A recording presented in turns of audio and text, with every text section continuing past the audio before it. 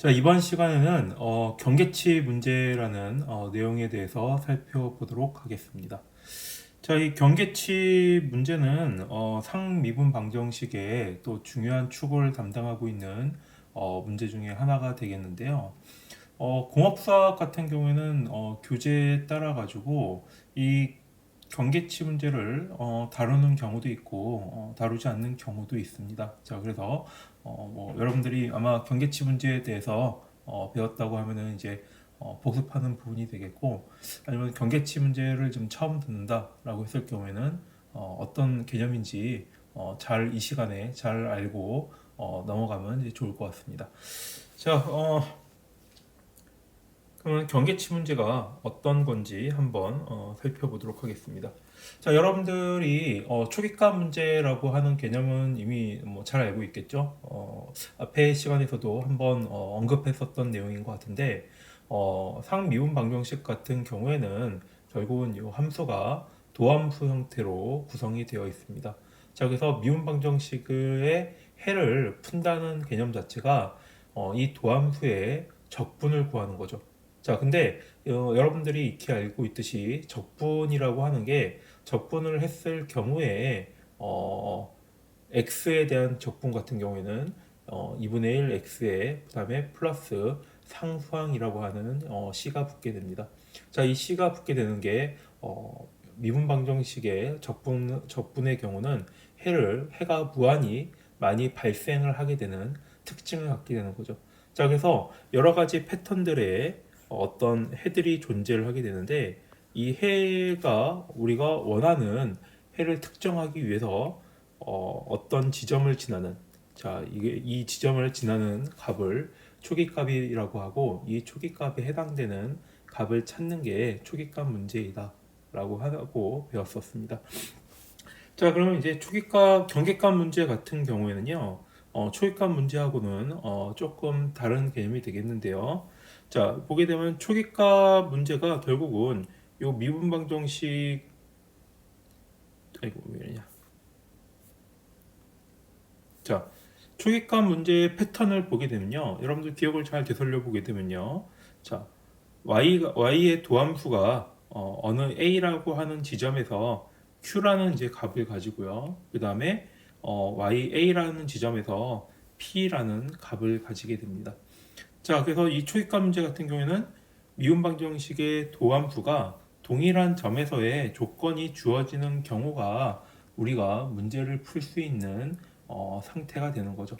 자, 그래서 보게 되면은 이 초기값 문제라는 게 예를 들어서 뭐 전기 같은 경우에는 처음에 전원을 넣었을 때 일어나는 동작이라든가, 아니면은 어떤 뭐 스프링 같은 경우에서 스프링이 처음에 정지한 상태에서 힘을 가해준다든가, 자, 아니면은 단진자 운동 같은 경우에는 여기 추가 매달려 있는데, 추가 매달려 있는 상태에서 손을 딱 놨을 때 얘가 움직이는 속도, 궤적, 자, 이런 것들을 추적을 할 때 초기값 문제를 사용을 하게 됩니다. 자, 그래서 상당히 많은 물리적인 또는 기계적인 운동에 대해서 우리가 분석을 하려고 할 때 이 초기값 문제를 사용을 하게 되죠. 자, 근데 여러분들 생각해 보게 되면은, 그러면 이런 문제들 중에서 초기값 문제가 결국은 멈춰져 있는 상태에서 그 다음에 어떤 작용을 가했을 때, 자, 어떻게 움직이느냐, 자, 이게 거의 대부분 초기값 문제다라고 얘기를 할 수가 있겠습니다.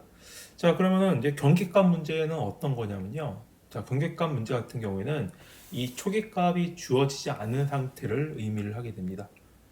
자, 여기 앞에서 보게 되면은, 그래서 미분 방정식에서 여러 점에서의 조건이 주어지는 경우, 그러니까 처음부터 시작을 하는 게 아니고 어떤 중간의 상태가 점이 있고요. 그 다음에 또 어떤 상태, 중간 상태의 점이 있습니다.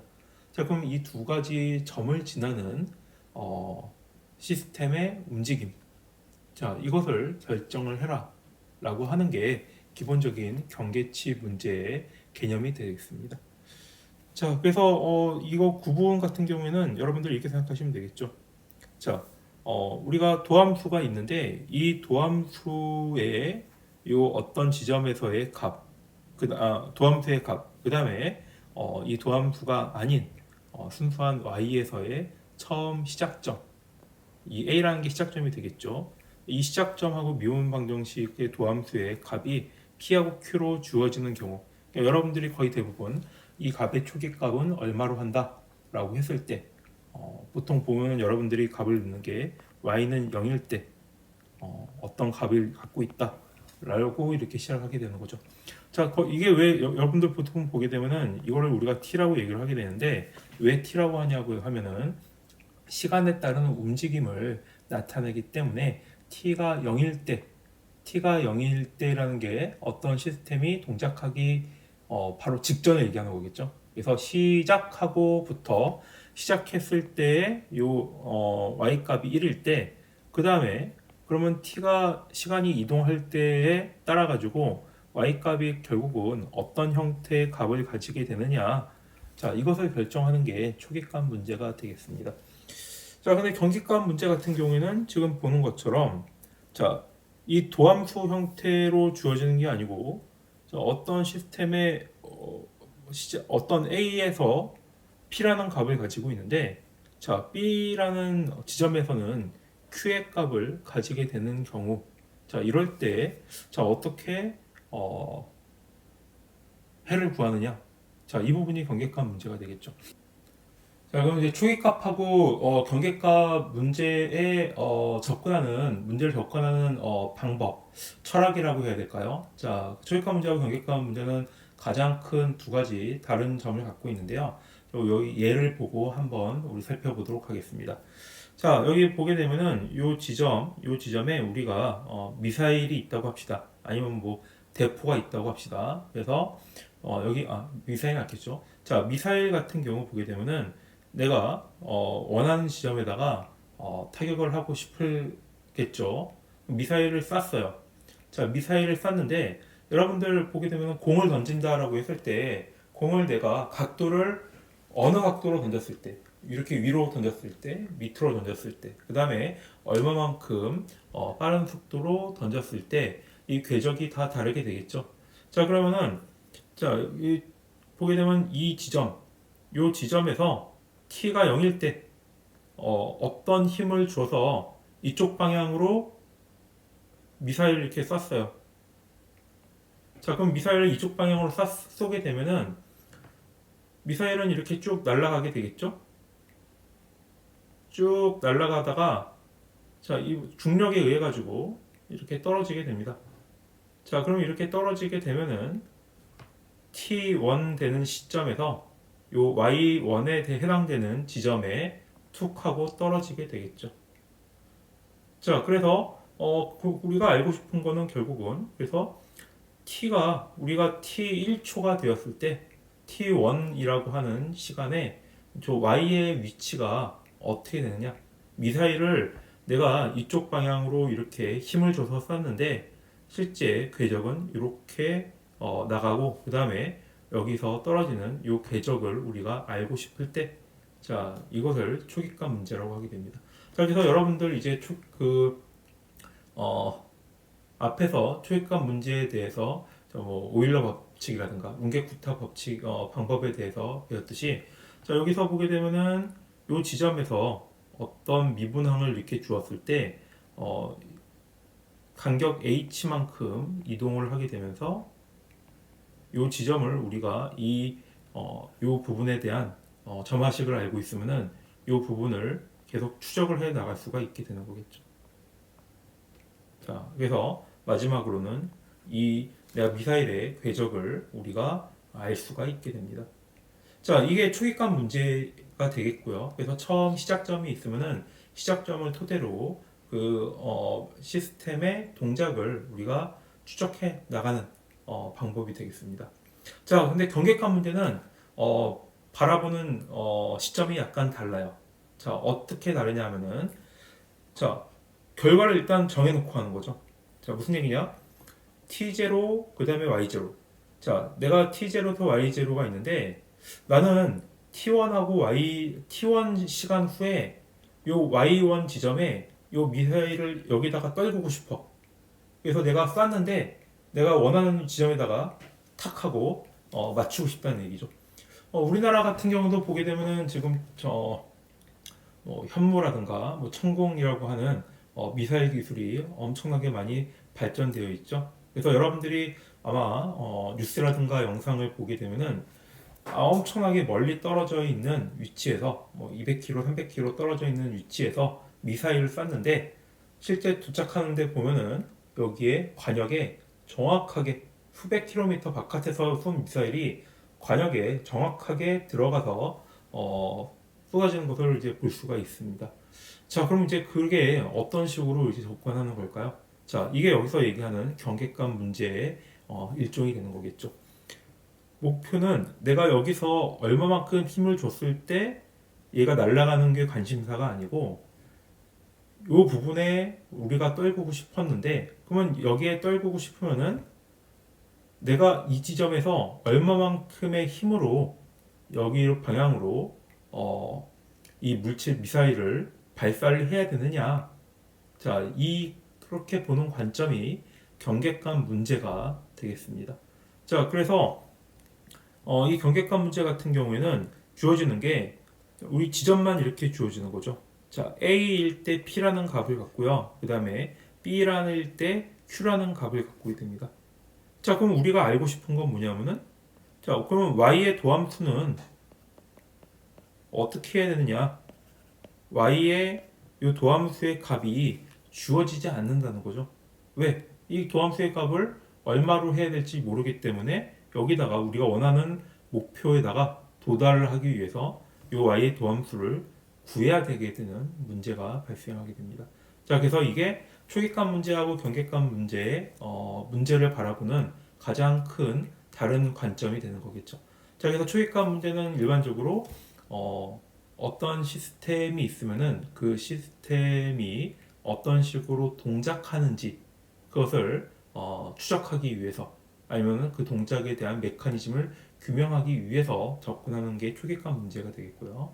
그다음에 경계감 문제는 거의 대부분 설계적인 측면, 내가 원하는 대로 동작을 해야 되는데 그러려면은 이 값을 어떻게 맞춰줘야 되느냐, 어떤 해를 찾아야 되느냐, 자 이것을 찾는 게 경계감 문제다라고 할 수가 되겠습니다. 자, 그래서 경계감 문제 같은 경우에는요, 상당히 좀 난해한 부분이 있어요. 자, 무슨 얘기냐면은 경계감 문제는 답이 똑같이 하나만 존재하지 않을 수도 있습니다. 한번 생각을 해봅시다. 자, 내가 이 미사일을 초계감 문제 같은 경우에는 이쪽 방향으로 쐈어요. 자, 그러면은 특별한 외부의 영향이 있지 않는 이상 언제나 궤적은 이런 궤적을 가져가게 될 겁니다. 자, 근데 경계감 문제 같은 경우에는 어떤 일이 있을까요? 자, 목표는 내가 여기에 도달을 하고 싶어요. 도달을 하고 싶은데 그러면은 내가 이 부분을 어떻게 y 대함수를 어떻게 놓느냐에 대한 문제가 되겠죠. 자, 근데 이렇게 생각할 수도 있겠습니다. 자, 이쪽 방향으로 이렇게 쓸 수도 있겠고요. 아니면은 여기서 보는 것처럼 이렇게 쓸 수도 있겠죠. 아니면은 이렇게 쓸 수도 있겠고. 자, 여러 가지 형태가 답이 존재를 할 수도 있게 됩니다. 자, 그래서 이럴 경우에는 뭐 여러 가지 뭐 방법이 있으면은 뭐 좋겠죠. 자, 근데 이 답을 찾는 과정이 꼭 수월치 않게, 그러니까 답이 꼭 하나만 있으라라고 하는 보장도 없고, 아니면은 내가 어떤 경우의 수를 썼는데, 자, 내가 보니까 요 값을 요 미사일을 쐈는데 여기다 도달을 시키고 싶은데 무슨 수를 써서도 여기 도달하지 못하는 경우도 존재를 할 수가 있는 거죠. 그러니까 답이 없는 경우도 있을 수가 있다라고 하는 게 경계값 문제의 큰 문제, 경계값의 문제의 문제점이다라고 얘기를 할 수가 있겠습니다. 자, 그러면 이제 그 경계법 문제를 풀기 위해 가지고 경계값 문제를 푸는 게 아주 쉽지는 않습니다. 그리고 정확하게 정해진 우리가 앞에서 거의 대부분은 답이 정해져 있기 때문에 답이 정해져 있고 푸는 방법이 정해져 있지만 경계값 문제 같은 경우에는 푸는 방법이 딱 이렇게 정해져 있지 않습니다. 자, 그래서 그래도 이제 그 값을 찾기 위해 가지고 여러 가지 테크닉들이 개발이 되었는데 여기서 주로 소개하는 거는 사격법에 대해서 주로 소개를 하도록 하겠고, 그 다음에 뭐 유한 개차법, 그 다음에 유한 요소법들 같은 여러 가지 또 테크닉들이 있는데, 이 부분들 같은 경우에는 지금 우리 과정에서 다루기에는 또 너무 내용이 많은 부분이기 때문에 여러분들이 아마 3학년, 4학년에 어떤 그 CA라든가 해석하는 부분에서 시스템의 해석, 시뮬레이션 하는 과목에서 조금 더 자세하게 이제 다루게 될 테니 여기서는 이제 개념 정도만 여러분들이 익히고 넘어가면 좋을 것 같습니다. 자, 사격법에 대해서 한번 소개를 하도록 하겠습니다.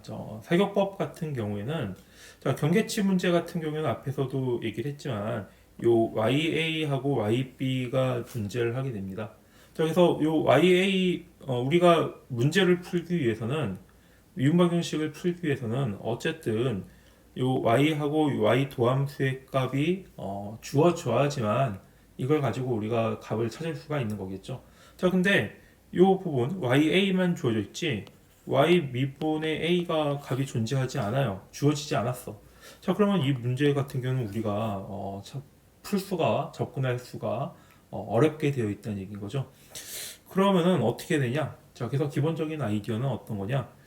요 y에 대한 미분값을 우리가 모르니까 그냥 아무거나 하나 정하자. 우리가 총을 쏘잖아요. 총을 쏘는데 이렇게 돼야 돼요. 그 여러분들이 총을 쏠 때 뭐 명사수 같은 경우는 총을 싹 쏴가지고 이렇게 총 쏘면 딱 맞겠죠. 근데 내가 총을 잘 못 쏘는 똥손이다 라고 했을 경우는 어떻게 돼요? 이렇게 총을 쏘고 안 맞았네? 그럼 이렇게 움직여가지고 한번 쏘고 안 맞았네? 또 움직여서 쏘고 여러 번 이렇게 막 조절하면서 쏘게 되겠죠? 자, 바로 이렇게 한번 쐈는데 이거 아닌가 봐. 그런 거 있죠, 여러분들. 뭐 나폴레옹이 알프레스스 산맥을 넘어가려고 하는데 막 열심히 이제 가고 있었어요. 근데 나폴레옹이 갑자기 탁 하고 얘기를 했죠. 야, 얘들아, 큰일 났다. 이 산이 아닌가 봐. 그래가지고 야, 저 산으로 가자. 해가지고 저 산으로 이렇게 갔는데 저 산에 또 가니까 나폴레옹이 야, 아까 그 산이 맞나 봐. 자, 이런 경우가 있는 거죠. 자, 마찬가지로 이 사격법이라고 하는 게 이 값이 뭔지 모르기 때문에 일단 뭐 하나 정하고 시작을 해보자. 그냥 우리가 그냥 원하는 그냥 느낌 가는 대로, 마음 가는 대로, X 가는 대로 이렇게 하나 찍어보자. 그래서 하나 찍어봤어요. 찍어본 다음에 이거 아닌가 보다. 그러면 다른 값으로 또 가가지고 찍어보는 방법이 이 사격법이 되겠습니다. 그래서 여러분들이 지금 들어보게 되면은 좀 되게 무식한 방법 아니야? 자, 이렇게 생각할 수 있죠. 그러니까 일반적으로 얘기하는 트라이얼 앤 에러 접근 방법이 되겠습니다. 자, 근데 뭐 그러면은 이 값을 해봤는데 그럼 모든 값을 다 해봐야 되는 거냐? 꼭 그렇지는 않습니다. 자, 보게 되면은 여기에서 처음 이제 우리가 원하는 이제 YA가 있고 YA가 P라는 지점이 있고 우리가 원하는 YB는 Q라는 지점이 있습니다.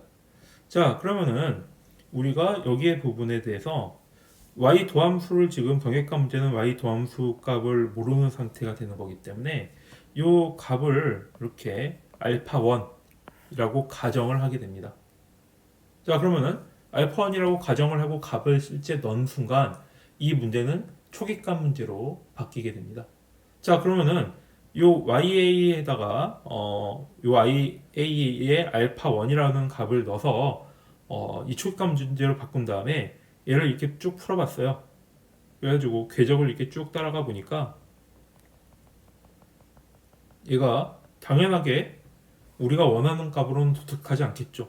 뭔가 여기에 딱 도달을 하게 됐어요. 자, 이걸 R1이라고 하겠습니다. 자, 그래서 그냥 뭐 어떤 값인지 모르니까 그냥 알파1이라고 넣었는데 알파1을 넣어서 값을 찾아보니까 R1이 나왔네. 그럼 당연하게 R1은 우리가 원하는 요 B 지점에서의 Q 값이 아니게 되는 거겠죠. 자, 그러면 이거 아니네. 자, 그러면 이제 또 한 번 더 합니다.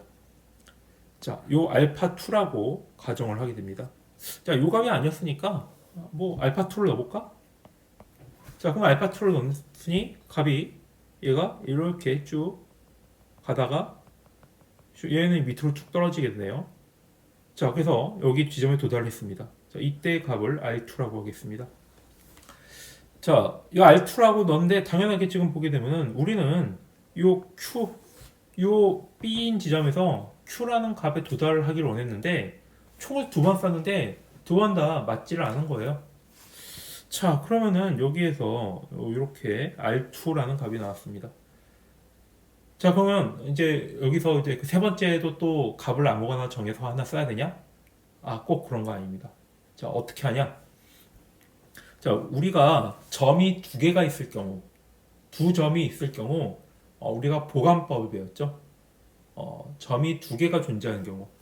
자, 알파 1하고, 그 다음에 알파 1일 때 R1이라는 값이 존재를 하고, 그 다음에 알파 2일 때, 자, R2라고 하는 값이 나왔다라고 했을 경우에는, 결국은 요 그래프로 봤을 때, 여기 알파고, 그 다음에 이 부분을 R이라고 했을 때, 요 두 점을 잇는 어떤 선을 이렇게 그을 수가 있습니다. 자, 그래서 이 선을 잇는 것을 우리가 뭐라고 했었냐면은 선형 보관이라고 얘기했었죠. 자, 그래서 두 점을 이으는 방법, 선형 보관. 자, 1차 선형 보관이라고 얘기했었죠. 자, 그래서 1차 선형 보관을 우리가 수행을 해볼 수가 있게 됩니다. 자, 그러면 1차 수형 보관을 토대로 해서, 그러면은 요 지점, 얘가 알파 1이고, 얘가 알파 2인데, 자, 이 부분이 우리가 보니까 A 값이 여기 보니까 이때 A에 대한 R 값이 이만큼이 있네 라고 우리가 찾아볼 수가 있는 거죠. 자, 그러면 여기에 이 선형 보관을 토대로 요 알파 값을 우리가 추정을 해야겠다라고 하는 게 이 사격법이 되겠습니다. 자, 그래서 기본적으로 총은 두 번 정도만 쓰면 되는 거죠.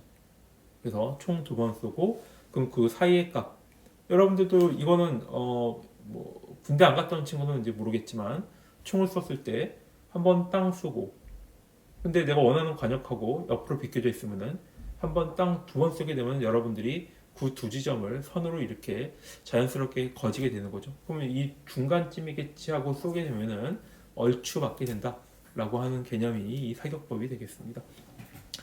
자, 이 부분은 우리가 실습 시간에 뭐 다뤄볼 내용이니까 그때 조금 더 다뤄보도록 하겠습니다.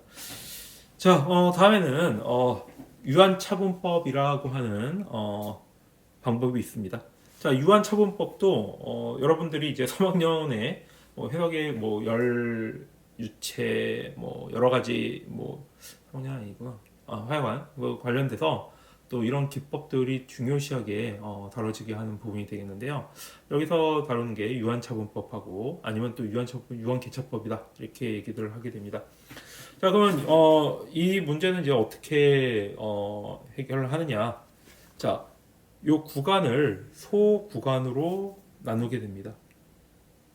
자, 그래서 우리가 여기 보게 되면은 이런 어떤 줄게요.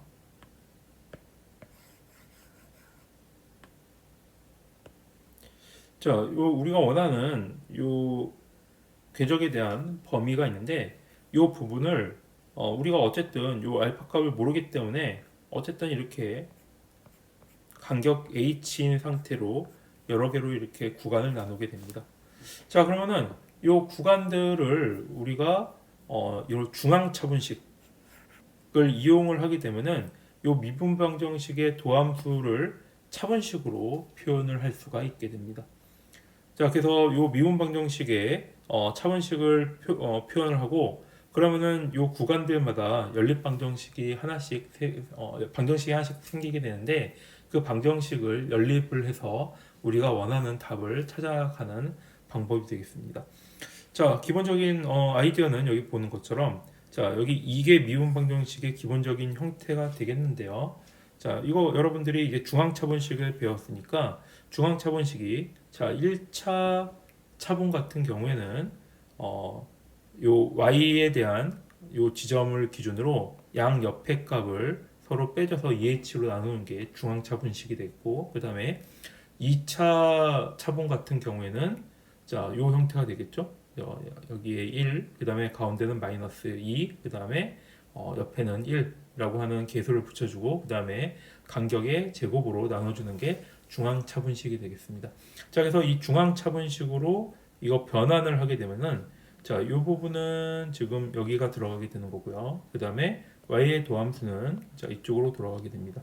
그 다음에 y 같은 경우에는 자, y에 대한 점화식으로 표현할 수가 있는 거죠. 자, 그래서 이 방정식을 중앙차분식을 이용을 해서 미분 방정식을 점화식 형태로 변환을 하게 됩니다.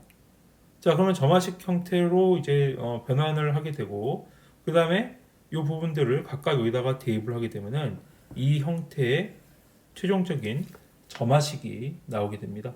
그럼 여기서부터는 우리가 이 점화식을 값을 하나씩 대입을 해보면서 나가게 되면은 이 값에 대해서 우리가 요 구간별로 점화식에 대해서 요 값까지 도착을 하게 되겠고, 그러면 요 가운데 있는 P하고 Q에 대해서 우리가 계수를 연립방정식을 세워서 풀 수가 있게 되는 거죠.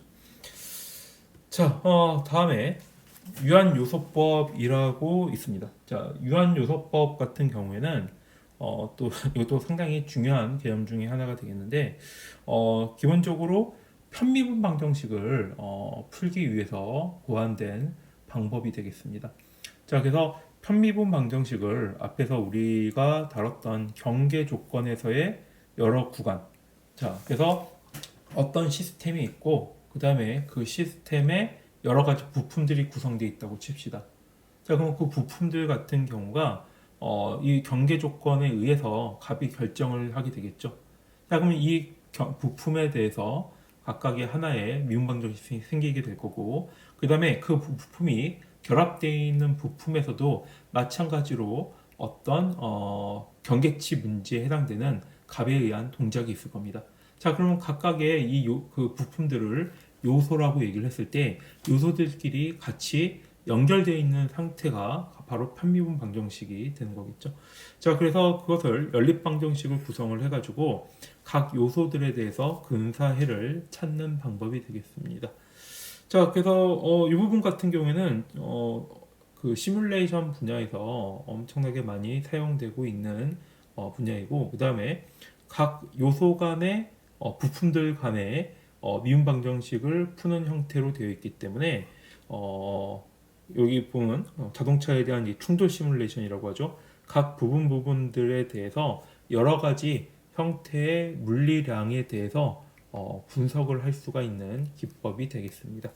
자, 그래서 이 유한 요소 방법을 사용을 해서 해석하는 기법을 유한 요소 해석이라고 해서 FEA라고 얘기를 하고요. 그래서 물리 해석 분야에서 다양하게 사용이 되고 있는 분야가 되겠습니다. 자, 그러면은 실습 부분에 대해서는 여기서 우리가 사격법에 대해서 살펴보도록 하겠고요. 사격법 같은 경우에는 주로 이계 미분 방정식을 주로 이제 푸는 데 사용을 하고 있습니다. 자, 그래서 그 매트랩을 이용을 해서 또 이번 예제에서 이계 미분 방정식을 푸는 방법에 대해서도 한번 또 살펴보는 시간을 가져보도록 하겠습니다.